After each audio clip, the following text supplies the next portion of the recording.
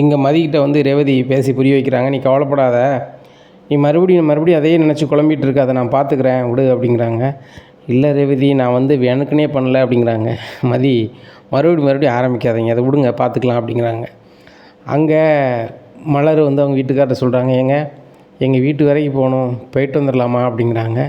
வீட்டில் நிறைய வேலை இருக்குல்ல, அம்மா ஏதாவது சொல்லுவாங்களே அப்படிங்கும்போது, எங்கள் வீட்டுக்கு கூட நான் போகக்கூடாதா, அது கூட உங்கள் அம்மாட்ட தான் கேட்கணுமா, இப்படியே இருந்தால் எப்படிங்க, மதி சொல்கிற மாதிரி நான் வந்து சுயமரியாதை இல்லாமல் தாங்க இருக்கிறேன், நல்லாவே புரியுது அப்படிங்கிறாங்க. இல்லை மலர், அம்மாவுக்கு உடம்புக்கு முடியலை, நீ தானே சமைச்சு கொடுக்கணும் அப்படிங்கும்போது, உங்கள் அம்மா நல்லா தான் இருக்கிறாங்க, தலை தானே வலிக்குன்னு சொல்கிறாங்க, இந்த தலை வலிக்கிறதுக்காகவே நான் வீட்டில் இருக்கணுமா, எங்கள் வீட்டுக்கு நான் ஆத்திர அவசரத்துக்கு போகக்கூடாதா அப்படிங்கும்போது, சரி நீ போய்ட்டு வா நான் பார்த்துக்கிறேன் அப்படிங்கும்போது, எங்கள் வீட்டில் உங்களையும் கூப்பிட்டு வர சொன்னாங்க, பிள்ளையும் கூப்பிட்டு வர சொன்னாங்க, நான் என்ன பண்ணுறது அப்படிங்கிறாங்க. பேசிக்கிட்டு இருக்கும்போதே ஏ மலர் அப்படிங்கிறாங்க. அத்தை அப்படிங்கிறாங்க. கொஞ்சம் வெந்நி போட்டு கொண்டு கொடு அப்படிங்கிறாங்க. சரி அத்தை அப்படின்னு சொல்லி வெந்நி போட்டு கொண்டு கொடுக்குறாங்க. ஏய் வெந்நி இவ்வளோ சூடாக இருக்குது, கொஞ்சம் ஆற்றி கொடு அப்படிங்கிறாங்க. ஆற்றி கொடுக்குறாங்க. ஆற்றி கொடுத்தோன்னு என்ன ரொம்ப ஆறிடுச்சு அப்படிங்கிறாங்க. அத்தை நீங்கள் தானே ஆற்ற சொன்னீங்க அப்படிங்கிறாங்க. நான் மிதமாக தர சொன்னேன் அப்படிங்கும்போது, அத்தை நீங்கள் சொல்லலையே அப்படிங்கிறாங்க. சொன்னால் தான் தெரியணுமா, மிதமாக ஆற்றி கொடு, போ வேற கொண்டு வா அப்படிங்கிறாங்க. உடனே மலர் அடுப்பங்கரில் போய் டம்ளரெல்லாம் தூக்கி கடாசுதாங்க. உடனே சவுண்டு கேட்டு பாக்கியராஜ் முன்னாடியே போகிறாங்க. உடனே என்னாச்சு மதி அப்படிங்கிறாங்க. என்னாச்சு மலரா, உங்கள் அம்மா ஏன் இப்படி பண்ணுறாங்க, தலைவலிக்குன்னாங்க, வெந்நி போட்டு கொண்டு கொடுத்தேன், வெந்நியை வந்து ஆற்றி கொடுமான்னாங்க, ஆற்றி கொடுத்தா ஆறிட்டுங்காங்க, நான் இப்படி தான் என்ன தான் பண்ணிக்கிட்டு இருக்க முடியும், என்னாலலாம் பண்ண முடியாது, வேணா உங்கள் அம்மாவை கொண்டு போட்டு கொடுங்க, இல்லை அவ்வளோதான் அப்படிங்கும்போது, நான் வேணா போட்டு கொண்டு கொடுக்குறேன் அப்படின்னு சொல்லி பாக்கியராஜ் கொண்டு வெந்நியை கொடுக்குறாங்க. என்னடா உன் பொண்டாட்டி வெந்நி கொண்டு தரமாட்டாளா, நீ தான் தரணுமா அப்படிங்கிறாங்க. ஏம்மா வெந்நியை ஆற்றி தர சொல்லியிருக்கீங்க, அவள் ஆற்றி தந்திருக்கான், ஆறிட்டுன்னு சொன்னால் என்னம்மா அர்த்தம் அப்படிங்கும்போது, டேய் இதையும் கொண்டு வந்து சொல்லிட்டாளா, அவள் என்ன நினச்சிட்ருக்கா, அவளை வர சொல்லு அப்படிங்கும்போது, அத்தை அப்படிங்கிறாங்க. என்ன நான் சொன்னது எல்லாமே பாக்கியராஜ் சொல்லி இல்லாதுன்னு சொல்லி எனக்கு அவனுக்கும் ஏதாவது பிரச்சனையை உண்டு பண்ணணும்னு நினைக்கியா அப்படிங்கும்போது, இல்லைத்த அப்படி பார்த்துக்க, ரொம்ப ஓவராக பண்ணாத அவ்வளோதான் அப்படிங்கிறாங்க. உடனே மதி ரொம்பவே மனசுக்குள்ளே ஒரு மாதிரி ஆகி ரூமுக்கு போயிடுறாங்க. முன்னாடியே போன பாக்கியராஜ் சரி உன் வீட்டுக்கு கிளம்பலாம் வா அப்படின்னு சொல்லி கூப்பிட்டு கிளம்புறாங்க. எங்கடா போகிறீங்க 3 பேரும் அப்படிங்கும்போது, மலர் வீட்டுக்கு போகிறோமா, அவங்க வீட்டில் இருந்து ஃபோன் பண்ணாங்க, ஏதோ ஒன்று அதான் கிளம்புறோம் அப்படிங்கிறாங்க. டேய் அதுக்கு வேணா அவளை போய்ட்டு வர சொல்லு, நீனும் பாப்பாவும் இருக்க வேண்டியதானே அப்படிங்கிறாங்க. ஏம்மா எல்லோரும் தான் சேர்ந்து வர சொல்லியிருக்காங்க அப்படிங்கும்போது, டேய் உன் மாமனார் வீட்டு சொல்ல கேட்டு ஆடணும், அதில் என்ன அவசியம் இருக்குது அப்படிங்கிறாங்க.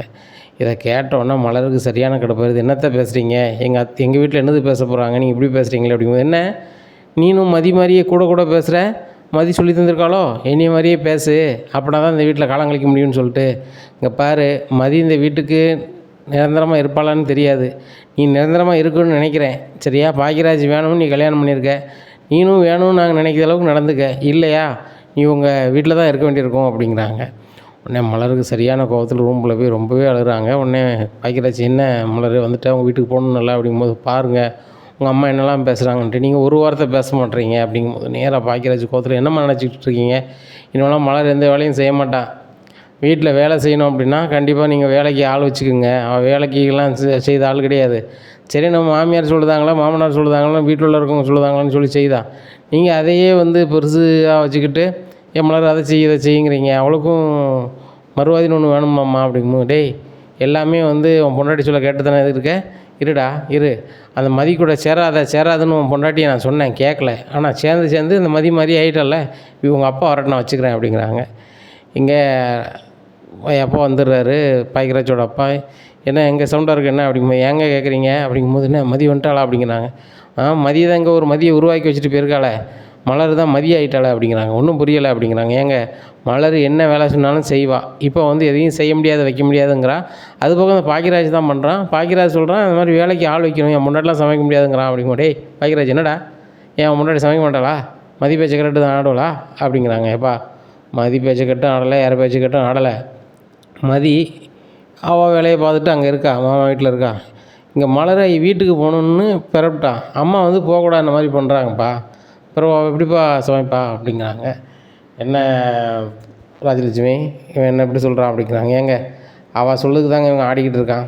என்ன பாக்கியராஜோட அப்பா சொல்கிறாரு, இங்கே பாருடா இப்போவுமே உன் பொண்டாட்டி சொல்ல கேட்டால் ஆடிக்கிட்டு இருந்தாலும் நல்லா இருக்காது அப்படிங்கும்போது, எப்பா பொண்டாட்டி சொல்ல கேட்க வேண்டியது நான் கேட்டு தான் ஆகணும், நான் பேசாமல் தண்ணி கொடுத்தனம் போகிறோன்னா போகிறோம் அப்படின்னடா, தண்ணி கொடுத்தனம் போகிறீங்களா, தண்ணி கொடுத்தனம் போனால் போ, இந்த வீட்டிலேருந்து 5 பைசா 5 பைசா அப்புறாது சொத்துக்கு ஒன்றுமே தர மாட்டேன் அப்படிங்கும்போதேப்பா எதுவுமே தர வேண்டாம், நான் வேலை பார்க்க என் முன்னாடி பிள்ளைய காப்பாற்றிக்கிடுவேன் அப்படின்னு சொல்லிட்டு ரூம் பார்த்து வராங்க. மலர் கிளம்பலாம், அப்படியே உங்கள் அம்மா வீட்டை பார்த்துட்டு நம்ம தனி கொடுத்து நம்ம போகலாம் அப்படிங்கும்போது, ஏங்க நான் அதை சொல்லலைங்க, எனக்கு கூட்டு குடும்பமாக இருக்க தான் பிடிக்கும். ஆனால் அவங்க அம்மா ரொம்ப ஓவராக பண்ணுறாங்க. நான் சமைச்சு கொடுக்க தயாராக இருக்கேன், அவங்க சொல்கிற வேலையை செய்ய தயாராக இருக்கேன். ஆனால் வந்து எதை செய்யணும் செய்யக்கூடாதுன்னு அவங்களுக்கும் தெரியணும்னாங்க. அப்படிங்கும்போது எங்கள் வீட்டில் அது நடக்காது. எங்கள் அப்பாவும் புரிஞ்சுட்டு பேச மாட்டார். இவங்க சொல்ல சுரேஷ் கேட்பான். எங்கள் மாமா அதுக்கு மேலே இவங்கள ஏற்றி விட்டுக்கிட்டு இருப்பார். இந்த வீட்டில் சந்தோஷமாக இருக்க நடக்காது. நானும் சரி கொஞ்ச நாள் கழித்து நம்ம வேறு வீடை பார்த்துட்டு போகலான்னு நினச்சேன். ஆனால் இன்னும் இருந்துக்கிட்டு இருந்தால் லாய்க்கப்படாது, வா கிளம்பலாம் அப்படிங்கும்போது, இல்லைங்க வேண்டாம், நீங்கள் தான் ஒவ்வொரு வாட்டியும் பொறுத்துருங்கன்னு சொல்லுவீங்க. ஆனால் நான் இன்றைக்கி சொல்கிறேன், கொஞ்ச நாள் ஆகட்டும். இப்போ நம்ம வந்து சண்டை மதி பேச்சை கேட்டு தான் மலர் பின்னாடியே வந்து பாக்கியராஜ் போயிட்டான்னு சொல்லிக்கிட்டு இருப்பாங்க. இருங்க கொஞ்ச நாள் போட்டும், என்ன தான் நடக்குதுன்னு பார்ப்போம், மதி இந்த வீட்டுக்கு வரட்டும் முதல்ல அப்படிங்கிறாங்க. இங்கே மதி வீட்டுக்கு கிளம்பி இங்கே வந்துடுறாங்க. வந்தோடனே மதியை பார்த்தோன்னே இங்கே ராஜலட்சுமியாக இருக்கட்டும், அவர் வீட்டுக்காராக இருக்கட்டும், மதியை பார்த்தோன்னே முடிக்காங்க. டேய் பாக்கியராஜ், இனிமையாவது முன்னாடி சமைப்பாடல கடையில் தான் இங்கே சாப்பிட்ணுமா அப்படிங்கிறாங்க. சமைப்பா அப்படிங்கிறாங்க. இங்கே மலர் சமைச்சு எல்லாருக்கும் கொடுக்குறாங்க. இங்கே மதி வந்து மலர்கிட்ட பைய பேச போகிறாங்க. அக்கா, நான் பண்ணது தப்பு தான், நான் அந்த வார்த்தையை சொல்லியிருக்கக்கூடாது, உங்களுக்கு வந்து சுயமரியாதை இல்லை, அது இல்லை நான் சொல்லியிருக்கக்கூடாது அப்படிங்கும்போது, மதி நீ சொன்னதில் என்ன தப்பும் கிடையாது, கரெக்டாக தான் சொல்லியிருக்கேன், எனக்கு என்ன சுயமரியாதை இருக்குது, இந்த வீட்டில் நான் எந்த வீட்டு வேலை செய்யணும், வீட்டு வேலைக்காரியமாக நான் அதை செய்யணும் இதை செய்யணும், அப்படி செஞ்சாலும் 1000 குறை சொல்லுவாங்க நம்ம அத்தை. என்ன சொல்கிறது, ஒன்றி மாதிரி என்னால் இருக்க முடியல, நீ ஒரு நல்ல ஒரு வேலைக்கு போகிற, நான் வீட்டில் தானே இருக்கிறேன், அதனால் எனக்கு சுத்தமாக மறுவாதியே இல்லை அப்படிங்கும்போது, அக்கா அப்படிலாம் இல்லை, நம்ம வீட்டில் இருந்தாலுமே நமக்கு மறுவாதி வேணும், அதுபோக வேலைக்கு போகணுன்னா சொல்லுங்கக்கா, நான் கூட நான் வேலை பார்க்குற காலேஜுக்கு கூப்பிட்டு போகிறேன், அங்கே ஒரு வேலையும் இருக்குது, ரெடி பண்ணி தரேன் அப்படிங்கிறாங்க. உடனே அப்படியா, சரி ரெடி பண்ணு அப்படிங்கிறாங்க. இங்கே வேலை ரெடி பண்ணிட்டேன் அப்படின்னு சொல்லிட்டு ஃபோனில் பேசிட்டு இங்கே சொல்கிறாங்க.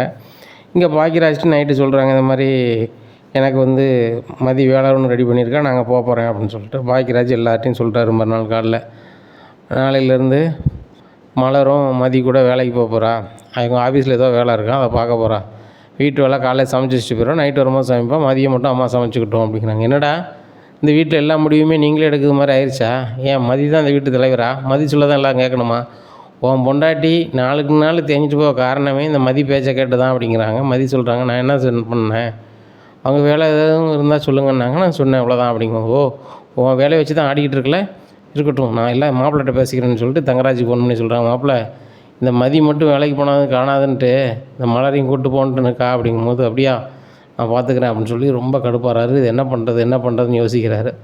அத்தை நான் பார்த்துக்கிறேன், மாமாட்ட சொல்லிடுங்க அப்படின்னு சொல்லிட்டு ரொம்ப நேரம் கழித்து சுரேஷுக்கு ஃபோன் பண்ணுறாரு. டேய், உன் பொண்டாட்டிக்கு வேலை இருக்க போய் துமுறில் தான் ஆடுதா, அது போக அந்த மலரையும் வேலைக்கு கூட்டி போகிறாங்கிறா, உங்கள் வீட்டில் சமைக்கிறதுக்கு ஆள் இருக்காது, இன்றைக்கும் வீட்டில் இருக்க பொம்பளையெல்லாம் நம்ம கைக்குள்ளே வச்சுக்கிட்டோன்னாக்கா அது சரியாக இருக்கும், அவங்க வேலைக்கு போனாங்க வச்சாங்க சம்பாரிச்சாங்கன்னா உனக்கு லாயக்கூடாடா அப்படிறாங்க.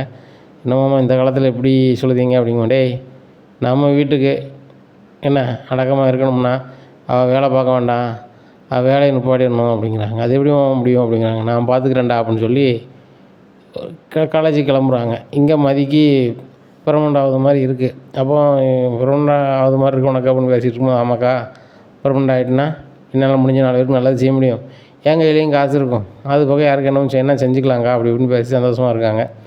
இங்கே போய் அது பெரிய பிரின்சிபாலை போய் பார்க்குறாங்க. பார்த்துட்டு மதிக்கு வேலை வேண்டாம், அவளை வேண்டான்னு சொல்லிடுங்க அப்படிங்கும்போது, என்ன சார் நீங்கள் அந்த பிள்ளை வேலை பார்க்க நீங்கள் வேண்டாம்னு சொல்கிறீங்க, அவங்க சொந்தக்காரங்களாக இருந்துட்டு அப்படிங்கிறாங்க.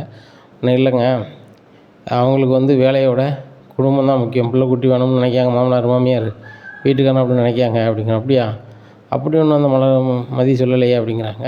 நாங்கள் சொல்கிறோங்களாங்க வீட்டோட, நீங்கள் கேளுங்க அப்படிங்கிறாங்க. சரிங்க அப்படிங்கிறாங்க. இங்கே மதியை பெர்மனண்ட் பண்ணாமல் ஆயிருக்காங்க. அப்போ மதி போய் கேட்காங்க, என்ன சார் எனக்கு அப்புறம் வந்தவங்களாம் நீங்கள் பெர்மனண்ட் பண்ணிட்டீங்க, என்னைக்கு பெர்மனண்ட் பண்ணலையா அப்படிங்கும்போது, உங்கள் வீட்டில் நீ வேலைக்கே பார்க்கக்கூடாது நினைக்காங்க, உங்கள் வீட்டிலேருந்தே வந்து சொல்லிட்டாங்க வச்சுட்டாங்க அப்படிங்கிறாங்க. இதை கேட்டோன்னே ஒரு மாதிரி ஆயிடுறாங்க. இப்படி இருக்கும்போது தங்கராஜ் வந்து கால் பண்ணிட்டே நீ போய் அந்த காலேஜில் வேலை பார்க்க வேண்டாம்னு சொல்லி அவளை கூட்டு வீட்டுக்கு கூட்டி வா அப்படிங்கிறாங்க. என்னமாம்மா திடீர்னு சொல்கிறீங்க, நம்ம யார் சொல்லியும் அவன் கேட்க மாட்டான், அவளை போய் நான் கூப்பிட்டு வந்தால் வேறு எதாவது ஆயிராதா அப்படிங்க மாட்டே, ஒன்றும் ஆகாது, இன்னிலேருந்து நீ வேலைக்கு போடான்னு சொல்லிடு, பெர்மனண்ட் ஆகலைல்ல அந்த காலேஜில் நீ வேலை பார்க்க வேண்டாம், வா உனக்கு நான் வேறு வேலை ரெடி பண்ணி தரேன்னு சொல்லி வீட்டில் கொண்டு போய் அப்படியே வீட்லேயே உட்கார வச்சிடலாம் அப்படிங்கிறாங்க.